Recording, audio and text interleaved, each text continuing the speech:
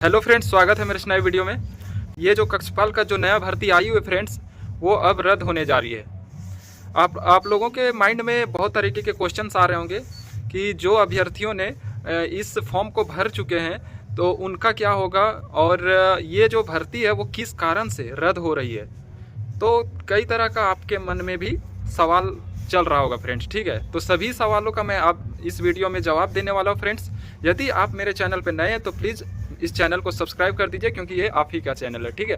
तो चलिए फ्रेंड्स, बात करते हैं कि ये जो कक्षपाल का जो भर्ती है वो क्यों रद्द होने वाली है, और जो भी अभ्यर्थी इस फॉर्म को भर चुके हैं उसका क्या होगा, उसका क्या सॉल्यूशन मिलने जा रहा है। तो फ्रेंड्स, जैसा कि आपको पता चल गया होगा कि रिसेंट में जेएसएससी ने मतलब 10th और इंटर लेवल का सिलेबस जारी किया, जिसमें कि पीटी और मेंस भी होना है, ठीक है। पीटी का जो सिलेबस रहने वाला है वो जीएस से 30 प्रश्न रहने वाला है, और झारखंड जीके से 60 प्रश्न रहने वाला है, और मैथ से 10, रीजनिंग से 10, और जो साइंस से है उससे 10 रहने वाला है, ठीक है फ्रेंड्स। तो लगभग पीटी का जो सिलेबस है वो फ्रेंड्स उसमें तो लगभग सब सेम ही है।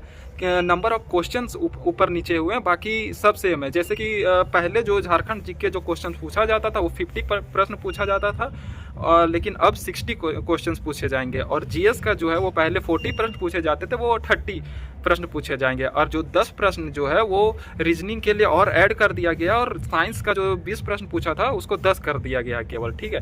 तो ये आप लोगों ने ये सिलेबस में जो बदलाव हुआ है वो गजट तो आप लोगों ने देख ही लिया होगा। अब बात करते हैं फ्रेंड्स, मेंस का जो सिलेबस है वो 50 क्वेश्चंस जो है वो हिंदी का रहने वाला है, 25 क्वेश्चंस जो है वो जीके का रहने वाला है, और 25 क्वेश्चंस जो है वो मैथ से रहने वाला है। मेंस का मैं बता रहा हूँ। तो यहाँ आप इस गजट में पूरी तरीके बहुत ज़्यादा जो बदलाव आया है वो मेंस में आया हुआ है, जिसमें कि हिंदी का वेटेज काफ़ी ज़्यादा हो गया है, ठीक है। 50 प्रश्न अपने आप में बहुत मायने रखता है। हालांकि इसमें जो पीटी में पास करके आएंगे वही मेंस लिखेंगे, तो पीटी में ही 60 क्वेश्चन जो है वो झारखंड से रिलेटेड है। तो जो मेंस लिखेंगे वो अच्छा से झारखंड पढ़े होंगे, वही यहाँ आकर के वो मेंस लिख सकेंगे, ठीक है।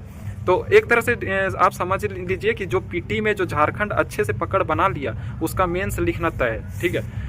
और अब बात करते हैं कि फ्रेंड्स ये जो कक्षपाल भर्ती है वो क्यों रद्द हो रहा है। तो रद्द इसलिए हो रहा है फ्रेंड्स, क्योंकि जैसा कि आपको पता है कि ये तो गजट अभी जस्ट पारित हुआ है, ठीक है। जैसा कि आपको सुप्रीम कोर्ट के ऑर्डर से अगर चलें तो सुप्रीम कोर्ट का सख्त आदेश है कि जिस समय जो भर्ती निकल गया और उस क्राइटेरिया में जो डाला गया है उसी क्राइटेरिया के तहत पूरी तरीके से भर्ती होंगी।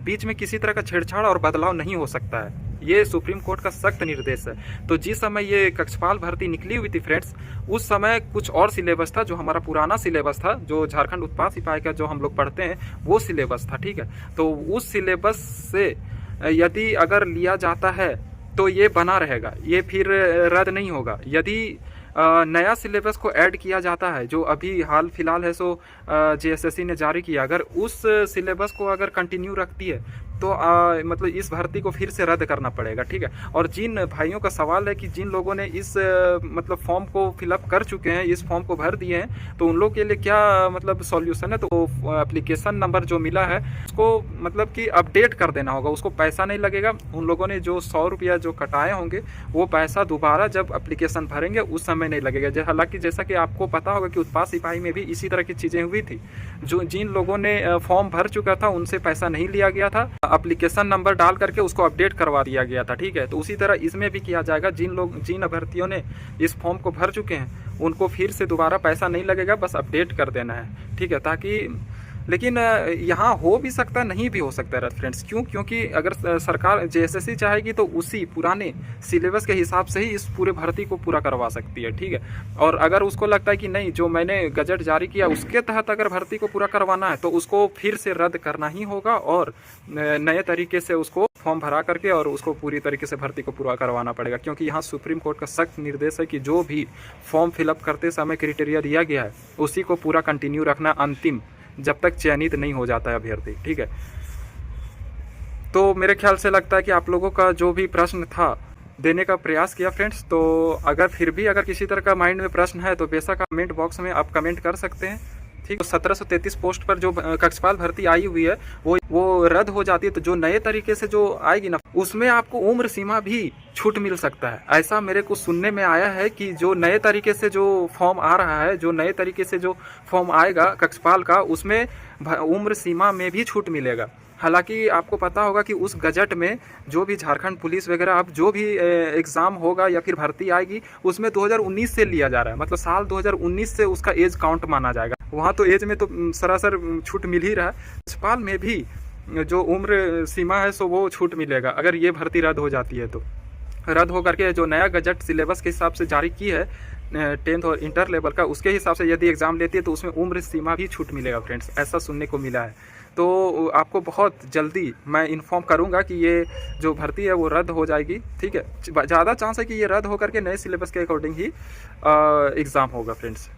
तो आप लोग धैर्य मत खोइए, क्योंकि आप लोगों को उम्र सीमा ज़रूर छूट मिलेगा जो नए तरीके से आएंगे।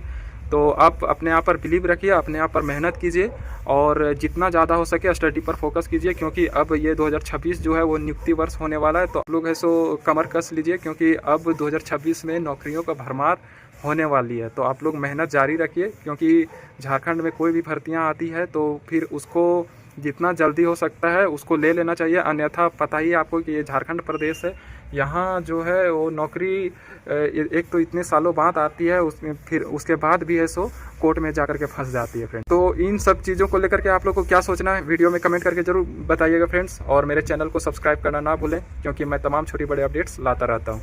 जय हिंद।